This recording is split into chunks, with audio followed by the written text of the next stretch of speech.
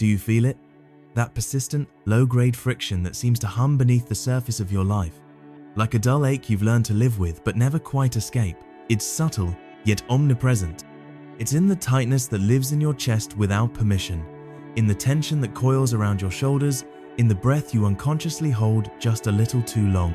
It manifests not only in your body, but in the very fabric of your being, a soul-level exhaustion that no amount of sleep, no weekend getaway, no temporary distraction can ever seem to erase. It creeps in during the quiet moments when the noise of the world dims just enough for you to hear that inner, silent scream of your spirit. This isn't working. None of this is working. You've done everything right, haven't you? You've followed the rules the world gave you, adhered to every success formula, read the books, listened to the gurus, made your vision boards, and recited your affirmations with religious dedication. You've visualized, planned, hustled, and pushed with every fiber of your being. You've sacrificed sleep, joy, spontaneity pieces of your very self in the name of building a life that's supposed to feel fulfilling, supposed to feel like yours. And yet, despite the Herculean effort, here you are, stuck, stagnant, trapped in a loop that feels eerily like running on a treadmill, moving, sweating, exhausting yourself but going absolutely nowhere. Instead of progress, there's resistance. Instead of alignment, there's frustration. It's as if life itself has turned into a great, immovable wall, and no matter how hard you push, how much you sacrifice, it refuses to budge. And if you're honest, truly honest, you'll admit that it's breaking your heart. Because deep down, beneath the scripts and strategies, a quieter truth is whispering, there must be another way. There has to be another way. If that ache, that frustration, that heavy grief of striving and still not arriving feels like the secret you've been carrying behind your smile, then understand this. You are not alone. You are not failing. You are simply standing at the threshold of a deeper truth, a higher wisdom. This message, these words, are not just content, they are your soul's echo, finally making its way back to you. So if you feel it stirring, drop a 777 in the comments. Let your spirit be seen. Let the universe see you. Because what's coming next is the truth your soul has been waiting to remember. We live in a world that has glorified the grind, deified the hustle, and made an idol out of relentless control. From the moment we are born, we are conditioned to believe that effort equals worth, that the harder you push, the more deserving you become, that success, love, peace, these are things to be chased, captured, and conquered. Stillness is shamed, surrender is mistaken for weakness, and rest is treated like a reward you earn after you've burned yourself to the ground. So we obey. We wake early, work late, strategize our lives like generals preparing for war. We tighten our grip, plan every possible outcome, and exhaust ourselves trying to bend life into submission. And yet, what is the result of all this manic effort? Are we freer, happier, more fulfilled? Or are we collectively more anxious, disconnected, and spiritually dehydrated than ever before? Because here is the secret no one teaches you. This entire paradigm of force, of control, of endless striving is not power, it is fear in disguise. It is the deeply embedded, often unconscious belief that if you stop moving, if you dare to loosen your grip, everything will fall apart. That you will fall apart, but that's the illusion, the cosmic joke. Because it is precisely this grip, this forcing, this trying to control every variable of your existence that creates the resistance you're drowning in. Force is a frequency of lack. It is a vibration that screams to the universe, I don't trust you. I don't believe I'm safe in your flow. I must do this alone, or it won't happen. And what does the universe do? It responds faithfully to the energy you emit. So when you operate from scarcity, desperation, and distrust, the universe mirrors back more experiences that affirm your fear, delays, obstacles, misalignments, confusion. You aren't being punished, you're being shown with infinite compassion that your energy is misaligned with what you seek. That the door you're trying to bash open with all your might was never meant to be open that way. And here is the most painful part. With every push, every strained attempt to control, you're not just blocking your blessings, you're blocking yourself from the very peace, joy, and freedom that your soul has been craving all along. You've built walls instead of bridges, armor instead of wings, and you've done it not because you are broken, but because you've been taught to survive. But now your soul is begging you to remember, survival is not the same as living, force is not the same as flow. And if you can feel that ache, that exhaustion, that burning need for something different, then hear this truth and let it crack you open. There is another way, a higher way, and it begins with surrender. Surrender. The word alone can make the ego recoil in panic. Surrender? But doesn't that mean giving up? Doesn't that mean weakness, irrelevance, failure? But listen closely, because this is the most important distinction you will ever understand. Surrender is not giving up. It is waking up. Giving up is the hopeless collapse, the resignation that comes when you believe the universe is against you and you are powerless. But surrender, real, sacred, soul-powered surrender, is an act of radical trust. It is the decision to release your death grip on how you think life should unfold and to align instead with the infinite intelligence that has been guiding the stars for billions of years, the same intelligence that breathes your lungs without you commanding it, that beats your heart without your permission. Surrender is saying, I trust that there is a path, even if I can't yet see it. I trust that what is meant for me will arrive not by my force, but by my frequency. When you surrender, your energy softens, your frequency shifts, your heart opens. And in that state, open, receptive, unguarded, you become a living magnet for the very things you've been chasing. Because now, you're not chasing, you're allowing, you're aligned, you're flowing. And here's the beautiful irony. The dreams, the desires, the manifestations you once strained to create, they start to arrive not because you gripped tighter, but because you finally made space for them to land. You moved from the cramped, rigid energy of control into the expansive, liberated frequency of trust. And in that frequency, everything changes. Life stops being a battlefield and becomes a dance. The path reveals itself not all at once, but in the perfect rhythm of divine timing. And you stop surviving. You start living, fully, freely, fiercely. So, if you're ready, truly ready to stop pushing, to stop fighting, to finally feel the ease your soul was designed for, declare it now. Breathe deep, exhale slowly, and write these words in the comments as a declaration to yourself, to the universe, to your higher self. I surrender, I trust, I allow. Let that be your new frequency. Let that be your turning point. Because the life you've been chasing is already chasing you. It's just been waiting for you to be still enough to finally receive it. This reveals the great, beautiful paradox of the spiritual path, a truth that runs counter to everything we have been taught. The more you desperately chase after what you want, the faster it seems to flee from you, always just beyond your grasp. The more you frantically try to hold on to something, a relationship, a career path, a specific vision of your future, the more it feels like trying to capture water in your hands. It slips through your fingers no matter how tightly you squeeze. This is not a cruel trick of fate. It is a fundamental universal law, as real and as consistent as the law of gravity. Your energy of desperation, your deep-seated need to control, sends out a chaotic, dissonant, and ultimately repelling frequency into the quantum field. It energetically signals a profound lack of faith and a deep belief in scarcity. And the universe, which is a magnificent mirror that operates on the immutable principle of like attracting like, can only reflect that vibration of lack and struggle back to you. However, the very moment you truly let go, the instant you can find a genuine, unforced sense of peace, gratitude, and wholeness in your present moment without needing a single thing to change for you to feel complete, something truly miraculous begins to happen. The entire energetic dynamic of your life shifts on a dime. You cease to be the chaser, and you become the magnet.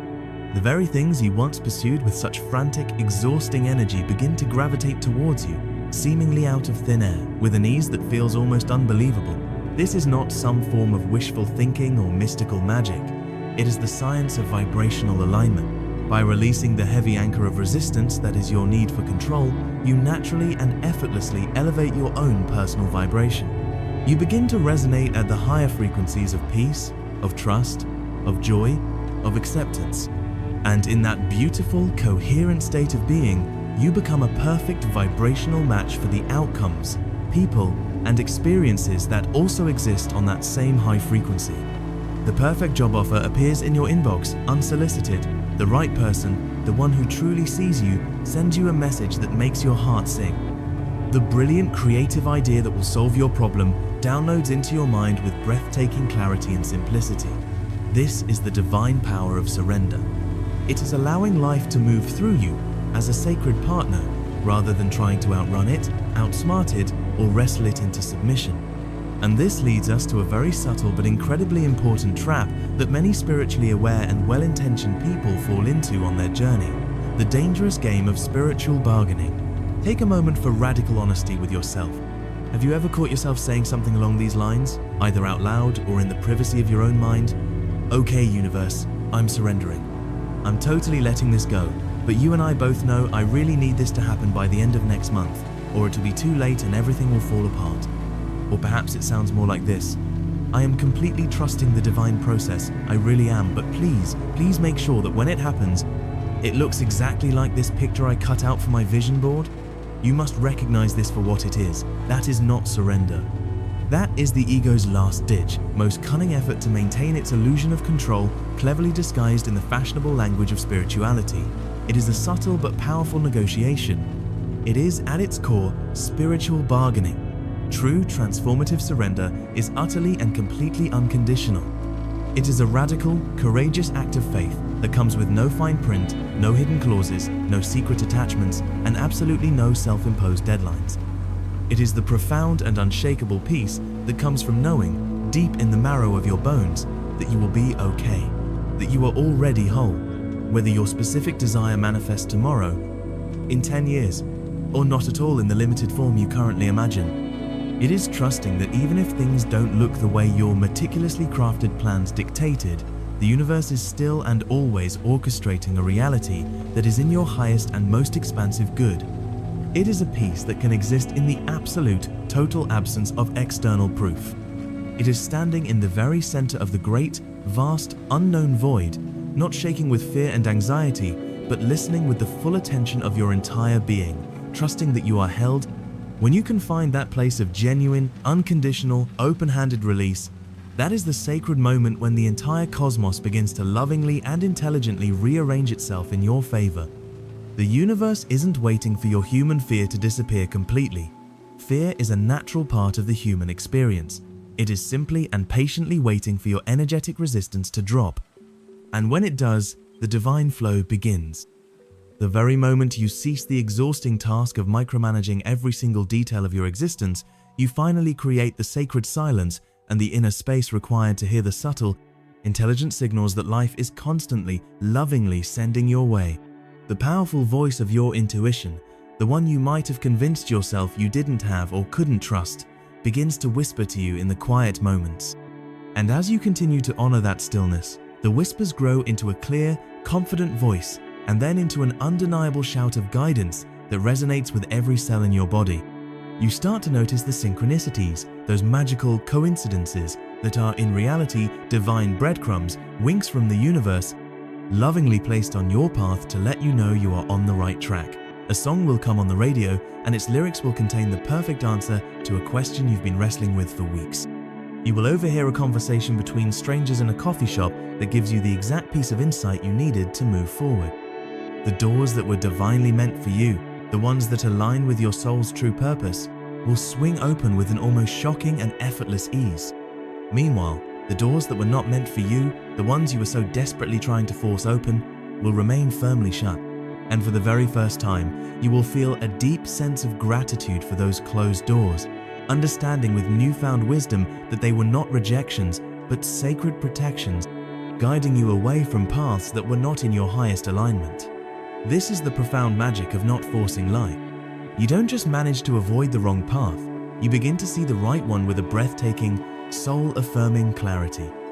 It is as if a dense, heavy fog that has shrouded your vision for years suddenly, miraculously lifts, and you can finally see the beautiful, vibrant, and welcoming landscape that was there waiting for you the whole time. But you didn't clear that fog by sprinting harder and faster into the blinding mist. You cleared it by having the courage to stop, by remembering how to breathe, by ceasing the internal war against your own sacred, intuitive nature. And perhaps the most beautiful and lasting transformation of all is the one that occurs deep within the landscape of your own being. When you finally let go of the exhausting need to control the external world, you fundamentally and irrevocably change your relationship with your own internal world. Your delicate nervous system, which has been perpetually braced for impact, locked in a chronic and debilitating state of fight or flight for years, finally begins to down-regulate and find its natural equilibrium. Your body, which has been a factory for stress hormones like cortisol and adrenaline, flooding your system in response to your constant mental pressure, finally gets the signal that it is safe to rest. You can literally feel the decades of tension melting away from your shoulders and neck, the tight, anxious knot in your stomach finally loosening its painful grip. Your mind, which has been a relentless, chattering machine of calculation, worry, and strategic planning, at long last grows quiet. You stop incessantly scanning the future for potential threats and worst-case scenarios, and instead learn to anchor your awareness in the profound, healing peace of the present moment. You truly taste your morning coffee instead of just gulping it down as fuel for the next battle. You notice the subtle, breathtaking colors of the sunset as if seeing them for the first time. You feel the simple, profound pleasure of the warm sun on your skin.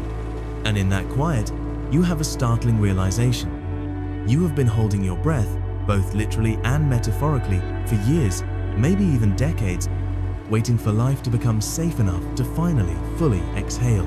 And now, in this newfound state of graceful surrender, you finally do. You reclaim the vast, immeasurable stores of life force energy that you were previously wasting on the futile tasks of worrying, of mentally rehearsing difficult conversations, of planning for 5 different disastrous scenarios that never came to pass, of chasing after people and situations that didn't recognize your divine worth. All of that precious energy becomes available to you, now available to create, to connect, to love, to experience unbound joy, to simply and profoundly live. You start to make decisions and take action from a place of deep, centered clarity, not from a place of frantic desperation. You begin to consciously choose your path forward, moment by moment, not just blindly react to your external circumstances. You must finally and completely realize that control is, and always has been, a self-imposed cage. It may be a beautifully decorated and highly rationalized cage, one you've painstakingly furnished with convincing justifications like being disciplined, being proactive, and being responsible. But it is a cage nonetheless, and the invisible force that keeps you locked inside, the force that convinces you the cage is safety, is fear. It is the deep, primal fear of the unknown, the paralyzing fear of failure, the terrifying fear of surrendering to a wisdom that is larger, more ancient, and more intelligent than your conscious, logical mind. But the very moment you stop trying to control every single outcome is the sacred moment you reclaim your true, authentic, sovereign power. I am not speaking of the loud, aggressive, ego-driven power of force, which is brittle and ultimately exhausting. I am speaking of the quiet, unshakable, soul-deep power of flow.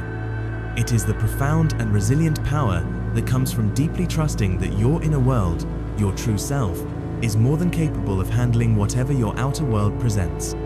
Because true, lasting power isn't found in forcing the river of life to bend to your will. It is found in the grace and wisdom of learning how to swim with its divine and intelligent current. In that state of flow, you begin to effortlessly attract the experiences, the people, and the opportunities that you never ever had to chase. Life starts to feel aligned and purposeful, not random and exhausting. Conversations, once filled with anxiety and strategy, now open doors to possibilities you never knew existed. And the most beautiful part of this entire transformation, you no longer crave or require external validation because you are finally, deeply, and unshakably in sync with your true self. Not the carefully constructed version of you that society conditioned, not the armored version you created simply to survive, but the real, authentic, luminous, divine being that has been waiting patiently and lovingly beneath all the layers of control. To let go is not to give up on your life. It is to finally, truly show up for it, to show up for the present moment, to show up for your body's wisdom, to show up for your soul's truth. And when you show up like that, fully and authentically, with an open heart and open hands, life has no other choice but to rise up and meet you there. It will meet you with grace, it will meet you with breathtaking synchronicity, and it will meet you with a profound and lasting beauty that you could never, ever have forced into existence. You will finally understand the most liberating truth of all. You don't need to control your life to make it work. You just need to have the courage to cooperate with the magnificent masterpiece that is already, and always has been, unfolding.